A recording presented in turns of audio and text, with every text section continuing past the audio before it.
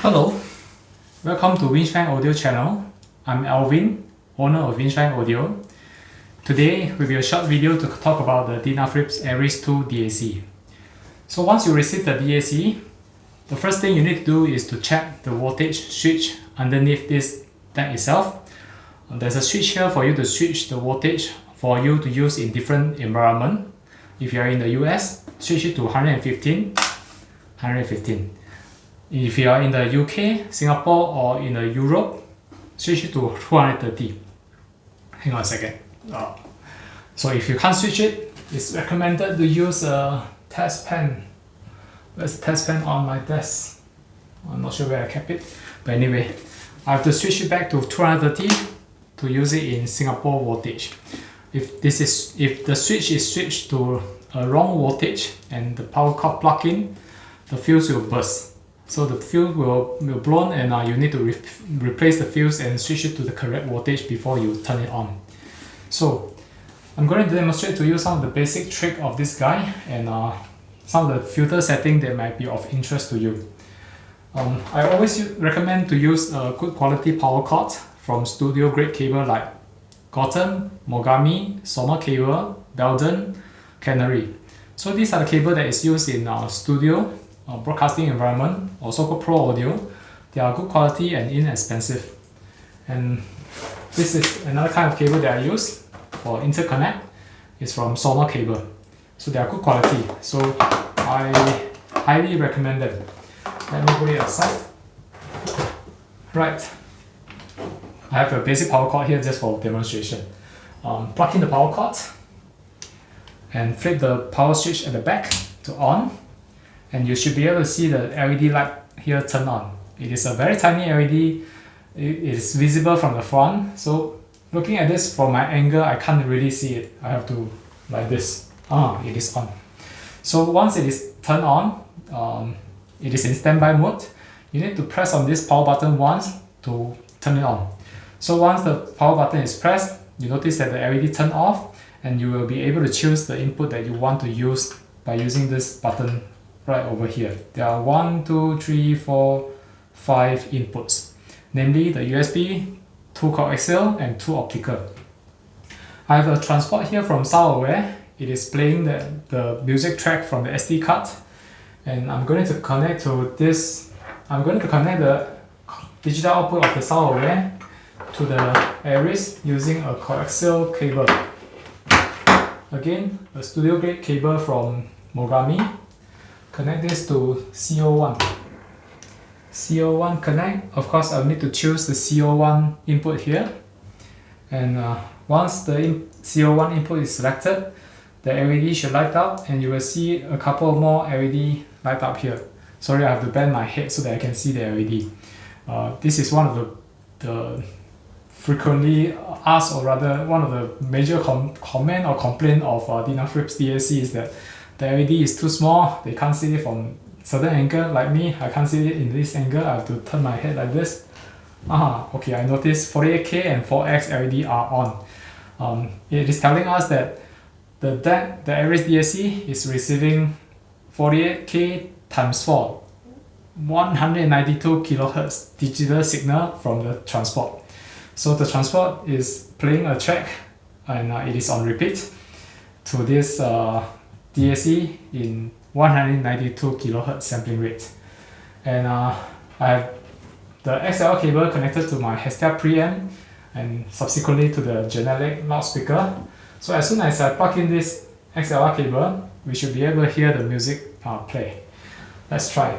XLR cable plug in, right channel sound, and left channel. So we have set up this guy to play digital coaxial signal from the SoundAware transport. If you are using optical cable, this is optical cable. As you can see, it is shining red color LED through this whole optical cable here. And if I wanted to use optical cable, simply connect this to the optical input of the Aries. Optical 1. So if I choose optical 1, the same track will be played. Sorry, I have to keep on bending my head so that I can see the LED light. Right, so the RS2 is connected to the software using coaxial and optical. So if you want to connect the USB to the computer, you need to have a USB cable. And for Windows, you need to download the driver from the website and install it in your Windows computer. And it is required to use a driver so that the playback, or rather the setup of the computer to the DAC is optimized, is of optimum quality. So if you do not use the driver, if you did not install the driver for Windows, I highly recommend you to download it from Denafrips website. For Mac and Linux computer, you do not need to download the driver because there's no driver required for Mac computer and Linux computer. And a couple more settings that you might be interested is the filter setting. There's no display on this guy. The setting of the filters, the sampling mode, has to be done by a combination of buttons and with the help of the LED status. So it's kind of complicated, I know, but this is the way it is. There's no display, so we can only make use of the button here to configure the filter and also the sampling mode of the RS2 DAC, or rather, all the Denafrips DAC, because there's no display. Right, so how do we configure the sampling mode? Hit on the mute button once.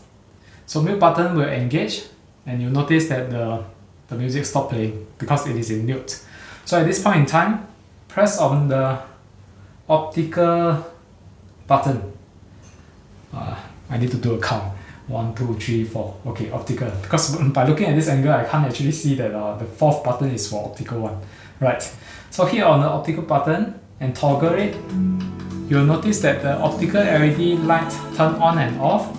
Not only that, you can also see that the USB and CO1 LED lights up. It is telling us that it is in configuration mode. As you toggle the optical 1 LED, or rather if you toggle the optical 1 button, the optical 1 LED turn on and off.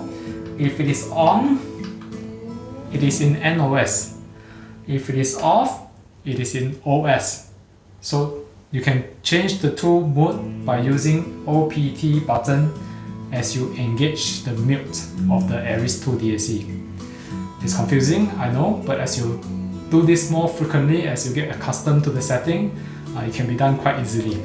So after a couple of seconds later, the DAC will be back to normal operation mode where the previous selected input and the sampling rate will be displayed. I need to bend my head again. Okay, it is back in normal operation mode. So this is the way to set the NOS or OS mode of the DAC. The OS mode comes with two filters, the slow filter and the sharp filter. How do we do this? Very similar to the OS and NOS selection. Press the mute button once, the mute engage, and press on the OPT tool.